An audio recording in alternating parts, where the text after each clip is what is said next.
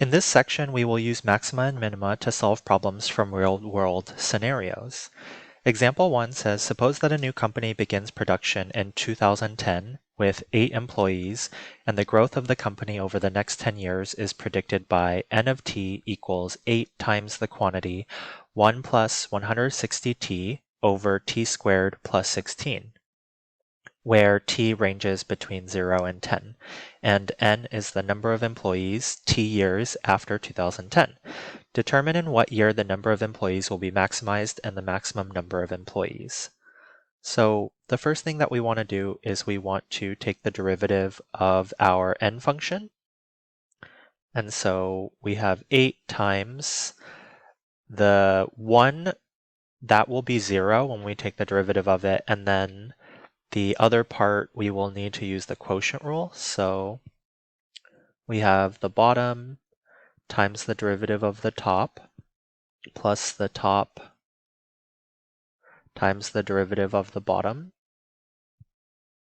all over the bottom squared.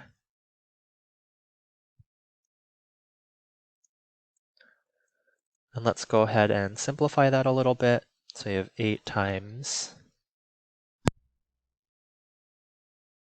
160t squared plus 2,560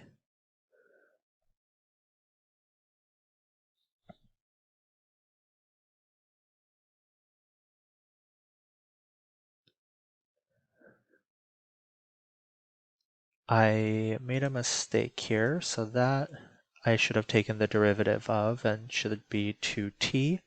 And so then we'll have, also this should be a minus sign. What is happening to me? Okay.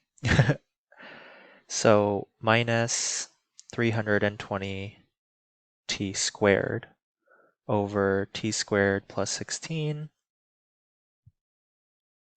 squared.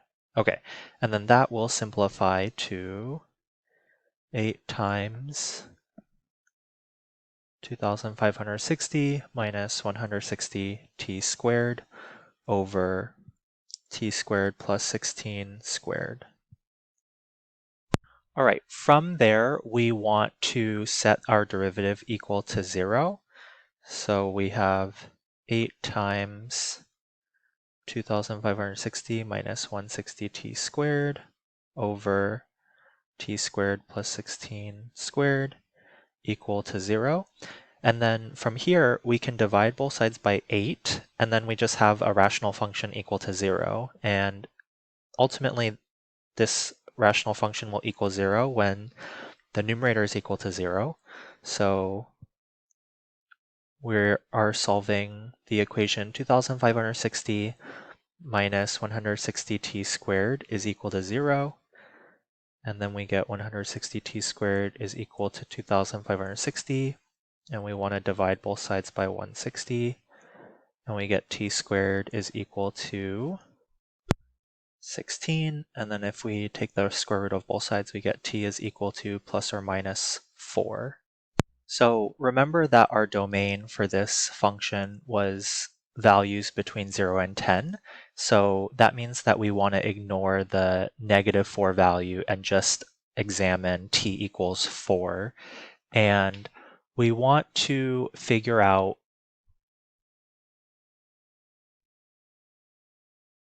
when the number of employees is going to be maximized. So we want to see if t equals 4 is a relative maximum. So we're going to use the first derivative test.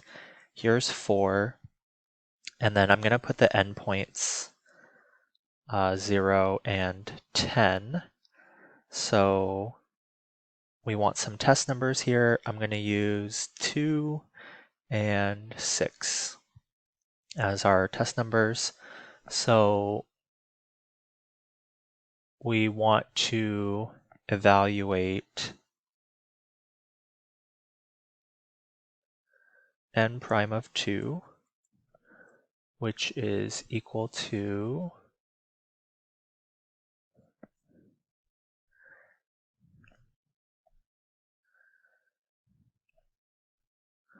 8 times 2,560 minus 160 times 2 squared all over 20 squared, which is 400. So 2 squared is 4. 4 times 160.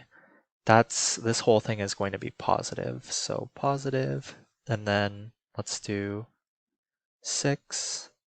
So we have 8 times 2,560 minus 160 times 6 squared over 6 squared is 36. 36 plus 6 is 42. 52 squared.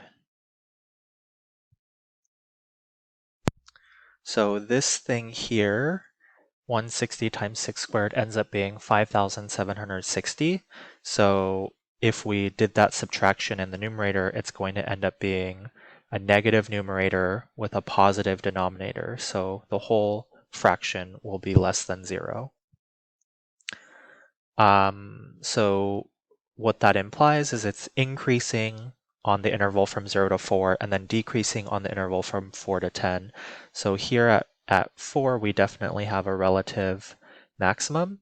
The only other thing is we want to make sure that it's the absolute maximum, but there could potentially be an absolute maximum at 0 or at 10. So we want to evaluate all of those and see what's happening there. So we want to do n of 0. And if you evaluate n of 0, that's 8. And that should make sense because we started out with 8 employees. But go ahead and double check that by plugging in 0 into the original n function.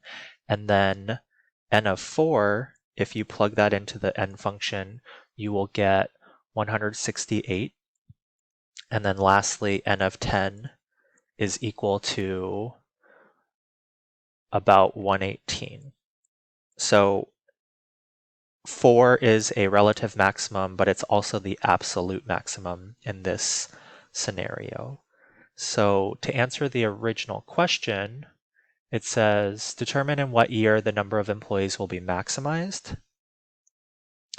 So if t equals 4, that's the number of years after 2010. So the number of employees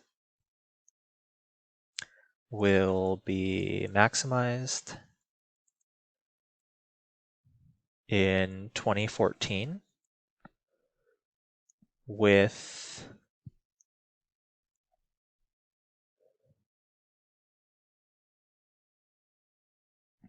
168 employees.